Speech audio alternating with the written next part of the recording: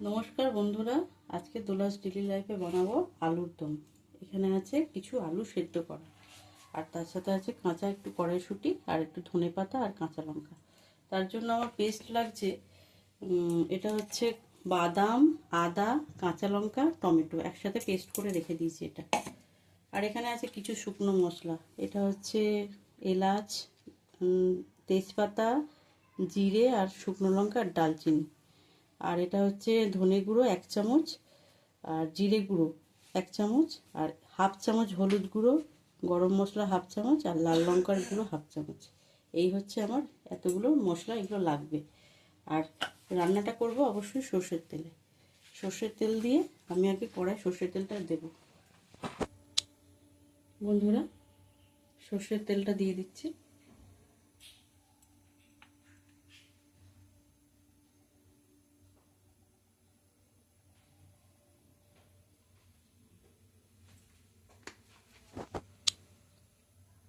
সর্ষের তেলটা গরম হয়ে গেলে এর মধ্যে আমি একটু লাল লঙ্কার গুঁড়ো, হলুদ গুঁড়ো আর একটু নুন এক চিমটে দিয়ে দেবো তেলের উপরে, যাতে আমার আলুর রঙটা আসে খুব সুন্দর ভাজা হয়ে গেলে।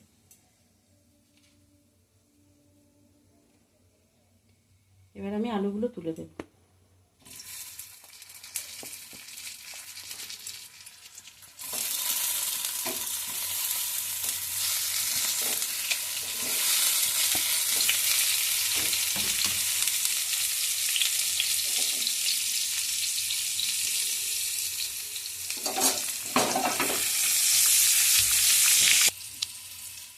বন্ধুরা দেখুন, আলুটা ভাজা হয়ে গেছে। এবার আমি একটা একটা করে তুলে নেব।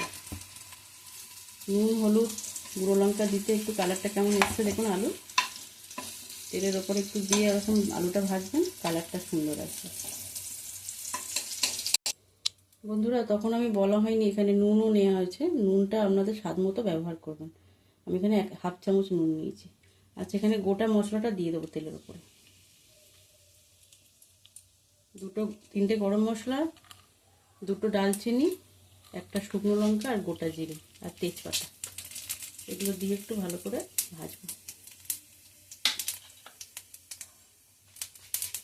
আর একটু তেল দিতে ইচ্ছা করলে আপনারা দিতে পারেন, আমি অল্প তেলেই রান্নাটা করব।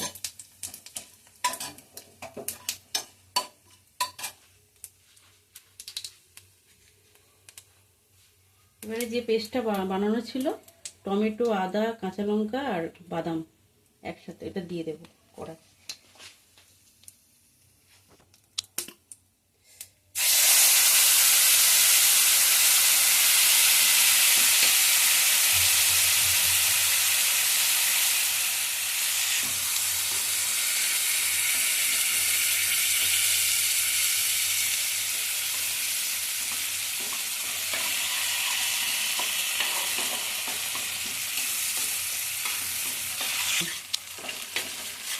বন্ধুরা দেখুন, কষাটা হয়ে এসছে। এবার আমি শুকনো মশলাগুলো দিয়ে দেবো, যা যা আমার ছিল। ধনে গুঁড়ো, জিরে গুঁড়ো, নুন, হলুদ, গরম মশলা, লাল লঙ্কা গুঁড়ো সব একসাথে দিয়ে দেবো।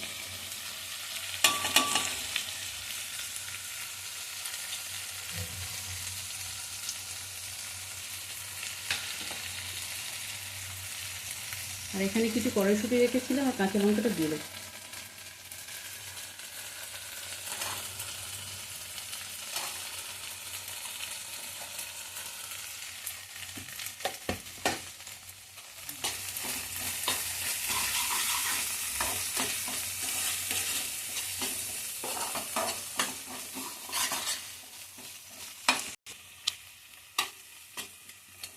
বন্ধুরা, এই নিরামিষ আলুর দমটা কিন্তু খেতে খুব ভালো হয়, আপনারা করে খাবেন।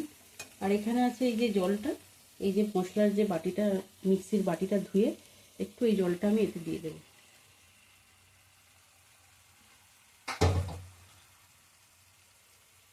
আর এই শুকনো মশলার জায়গাটা, এবার এটাকে ভালো করে আমি কষবো।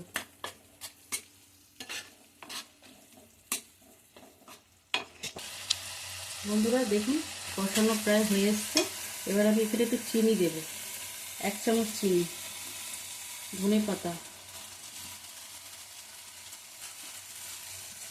আর আর আমার ঘরে ছিল ফ্রেশ ক্রিম, এটা আমি দিলাম। আপনারা ওদের না থাকলে আপনারা স্কিপ করতে পারেন, দিলে খুব ভালো হয়।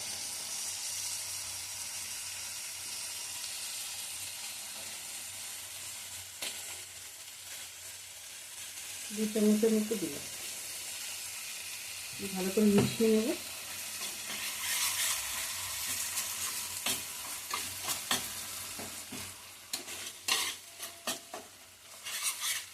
বন্ধুরা, আমার আলুর দমটা কেমন লাগছে আপনাদের? ভালো লাগলে অবশ্যই লাইক করবেন, আমার পাশে থাকবেন। আর এটা আমার প্রায় হয়ে এসছে, এটা একটু কষানো হয়ে গেলে আলুগুলো আমি একটু দিয়ে দেবো। দিতে দেখুন আলুর দমের কালারটা কি সুন্দর এলো, ভালো লাগছে না বন্ধুরা? এবার আমি এই আলুগুলো এতে দিয়ে দেবো। এটা আপনারা শুকনো শুকনো খেতে পারেন, আর যাদের গ্রেভি লাগবে তারা একটু জল দিয়ে দেবে। আমি একটু জল দেবো।